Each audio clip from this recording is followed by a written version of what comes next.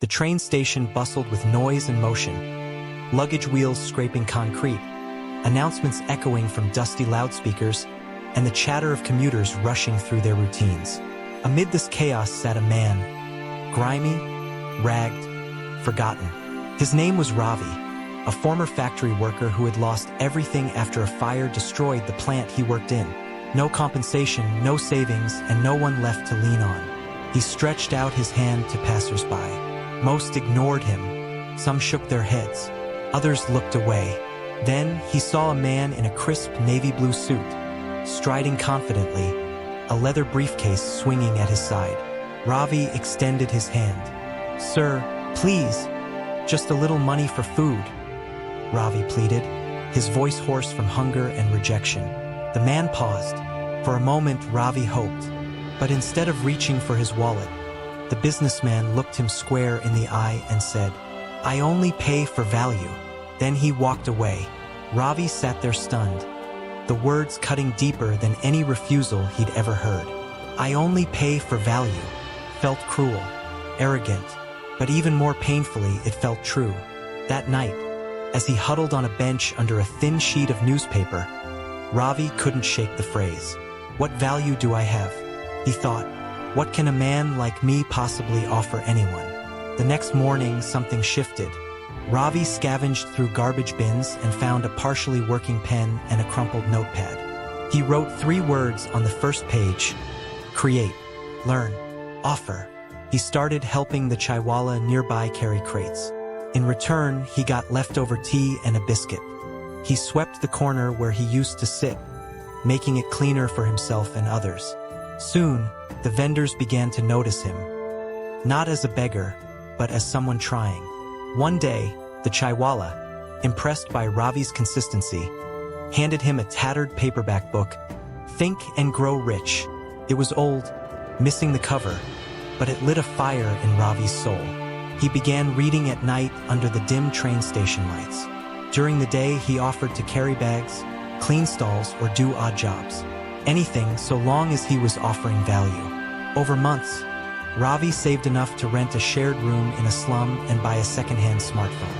He started watching free YouTube videos on business, marketing, and motivation. He scribbled ideas in his notebook, some terrible, some intriguing. Then came an opportunity.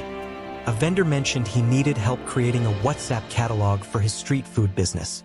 Ravi offered to do it for free. He watched tutorials all night and delivered the next morning. Sales doubled. The vendor paid him and word spread. Soon, Ravi was helping small vendors digitize their businesses, QR codes, payment apps, social media pages. He wasn't a tech expert, but he was a learner, and more importantly, he delivered value. He registered a small business under the name Value First Digital. The irony wasn't lost on him. Success didn't come without struggle. A client ghosted him after a big project. His cheap phone broke. He lost data. For 2 days, he sat in his room, ready to give up. But then he saw his notebook again. Create, learn, offer. He added a 4th word: persist. He kept going. He got a refurbished laptop from a donor-funded program. He created a YouTube channel teaching small business owners how to grow online for free. His authentic tone and street-smart advice resonated.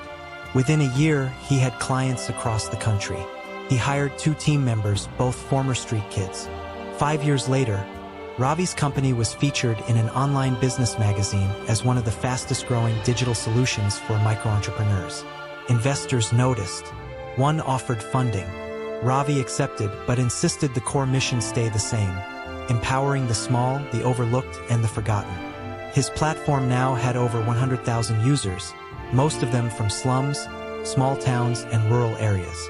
He started a training program for youth with no formal education. His past gave him an edge. He knew what rock bottom felt like and how to climb. He moved into a modest penthouse apartment in Mumbai. On the wall was a framed photo of his old bench at the train station, with the words etched in gold: "I only pay for value." One sunny morning, Ravi visited the same train station for a documentary interview. Cameras rolled as he stood in the exact spot he once begged.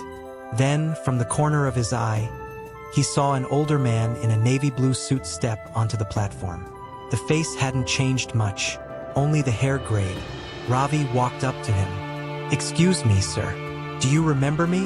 The man looked puzzled. "Years ago, you passed this spot. I asked for help, and you said, 'I only pay for value.'" The man blinked. Then, recognition. "You're that beggar?" he whispered. Ravi smiled. "Was. Now I'm the founder of Value First Digital. Your words changed my life." The businessman, stunned, extended his hand. "I guess I owe you a congratulations." "No," Ravi said, shaking his hand firmly. "I owe you. Thank you for not giving me money." Ravi's journey wasn't luck. It was a story of a single spark, harsh, unexpected, that lit a fire strong enough to forge a new man. Not every cold word is cruelty. Sometimes it's the wake-up call the soul needs, because true value doesn't come from what we take, but from what we rise to give.